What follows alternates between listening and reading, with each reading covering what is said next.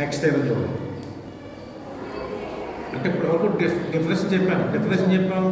ఒక set close set అవ్వాలంటే it contains all of its limit points, అది definition. ఇప్పుడు ఈక్వల్ స్టేట్మెంట్ చెప్తున్నాను. ఒక సెట్ క్లోజ్ సెట్ అవ్వాలంటే దాని కాంప్లిమెంట్ ఓపెన్ అయితే చాలు.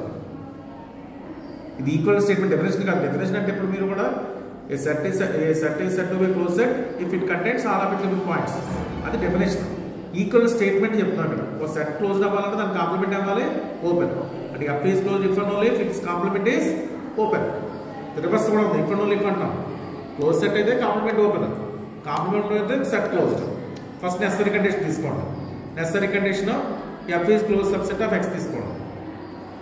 స్టెప్ క్లెయిమ్ చేయాలి. ఫస్ట్ మనం ఎఫ్ కాంప్లిమెంట్ ఓపెన్ సెట్ అని చెప్పాలి. ఒకవేళ ఒక పాయింట్ యాడ్ చేసుకోండి మీరు. ఈ కాంప్లిమెంట్ అనేది ఎంటీ సెట్ అయింది అనుకోండి, అది ఓపెన్ సెట్ కదా, ప్రూవ్ అయిపోయింది. కాంప్లిమెంట్ ఓపెన్ ఎంటీ సెట్ కాకపోతే నెక్స్ట్ చేస్తాం. అర్థమైందా? ఫస్ట్ ఇక్కడ నేను రాసిన మళ్ళీ ఎఫ్ కాంప్లిమెంట్ ఈజ్ ఓపెన్ అని చెప్పాలి. ఈ కాంప్లిమెంట్ ఎంటీ సెట్ అయితే అది ఓపెన్ సెట్ అయిపోయింది. ఎంటీ సెట్ కారణం తీసుకున్నా మనం కాంప్లిమెంట్ ఓపెన్ సెట్ అని చెప్పాలి. నాన్ ఎంటీ సెట్ తీసుకుంటాం. నాన్ ఎంటీ సెట్ తీసుకుంటే మనం ఏం ప్రూవ్ చేయాలి?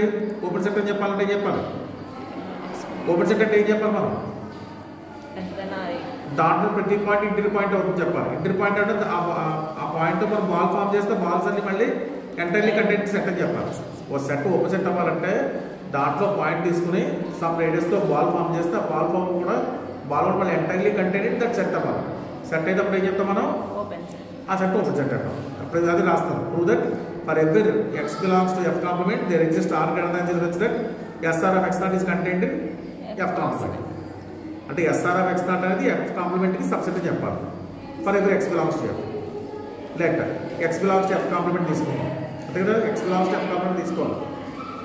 ఎఫ్ కాంప్లిమెంట్లో ఉందంటే ఎఫ్లో లేదు. ఎఫ్ అంటే వాట్ ఈజ్ ఎఫ్? మనకి క్లోజ్ సెట్. క్లోజ్ సెట్లో లేదంటే మీనింగ్ ఏంటో పాయింట్ లిమిట్ పాయింట్ అవ్వాలి.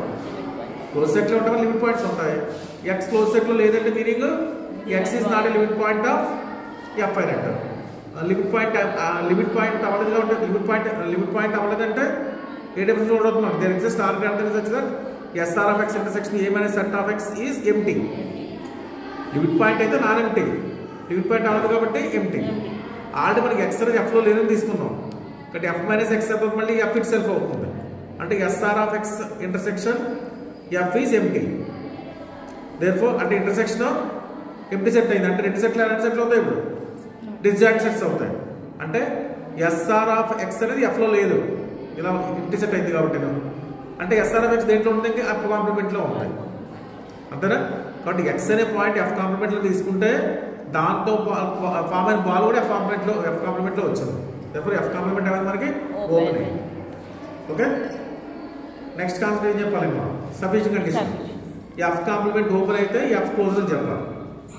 కానీ first F complement open set అని తీసుకోండి. ఎఫ్ క్లోజ్ సెట్ అని చెప్పాలి. ఎఫ్ నాట్ క్లోజ్ ఇక్కడ కూడా సేమ్ అంతే. బై కాంట్రాక్ట్ తీసుకుంటాం. ఎఫ్ క్లోజ్ సెట్ కాదని తీసుకోండి. క్లోజ్ సెట్ కాదంటే మీనింగ్ ఏంటి? దాంట్లో లిమిట్ పాయింట్స్ అన్నీ ఉండవు. దాని లిమిట్ పాయింట్స్ అన్నీ ఉండవు. కాబట్టి point that means F not contains all of it limit points. కాబట్టి ఎక్స్ నాట్ అనేది ఏమో ఎక్స్లో ఉంది, అది లిమిట్ పాయింట్ ఆఫ్ ఎఫ్ అవుతుంది. కానీ ఇది ఎక్స్ నాట్ అనేది ఎఫ్లో ఉండదు. అంతే కదా, లిమిట్ పాయింట్స్ అన్ని దాంట్లో ఉండవు. అంటే కొన్ని లిమిట్ పాయింట్స్ అంటే ఎఫ్ బయట ఉంటాయి. ఎక్స్ నాట్ అనే పాయింట్ తీసుకున్నాం. X not point limit point అవుతుంది కానీ ఎఫ్ బయట ఉంటుంది. అంతేనా? అంటే X not does not belongs to F అని రాస్తాం. ఎక్స్ నాట్ అనేది ఎఫ్లో లేదంటే ఎట్లా ఎఫ్ కాంప్లిమెంట్లో ఉంటుంది. ఎఫ్ కాంప్లిమెంట్ ఏంటి? ఆల్రెడీ మనకి ఎఫ్ కాంప్లిమెంట్ ఓపెన్ ఆల్రెడీ మనం తీసుకున్నాం. మనం ఎఫ్ కాంప్లిమెంట్ ఓపెన్ కాబట్టి ప్రతి పాయింట్ ఇంటర్ పాయింట్ అవ్వాలి. అంటే ఎక్స్ నాట్ సెంటర్గా బాల్ ఫామ్ చేస్తే ఆ బాల్ మళ్ళీ దేంట్లో ఉండాలి? మనకి ఎఫ్ కాంప్లిమెంట్లో ఉండాలి. బాల్ ఎఫ్ కాంప్లిమెంట్లో ఉందంటే దేంట్లో లేదు, ఎఫ్లో లేదు. ఎఫ్లో లేదంటే మీనింగ్ ఏంటి? రెండు డిస్జాయింట్ అయినట్టు. అంటే SR of X intersection F minus set of X is empty. అంతేనా? అంటే SR of X not intersection F minus set of X is empty. అంటే దీని మీనింగ్ ఏంటి? ఎక్స్ నాట్ లిమిట్ పాయింట్ అవ్వలేదు, అవునా? కానీ ఎక్స్ నాట్ ఏం తీసుకున్నాను ఇక్కడ? నేను లిమిట్ పాయింట్ అని తీసుకున్నాం. కాంట్రాక్షన్ ఎంత వచ్చింది మనకి? లిమిట్ పాయింట్ కాదని వచ్చింది.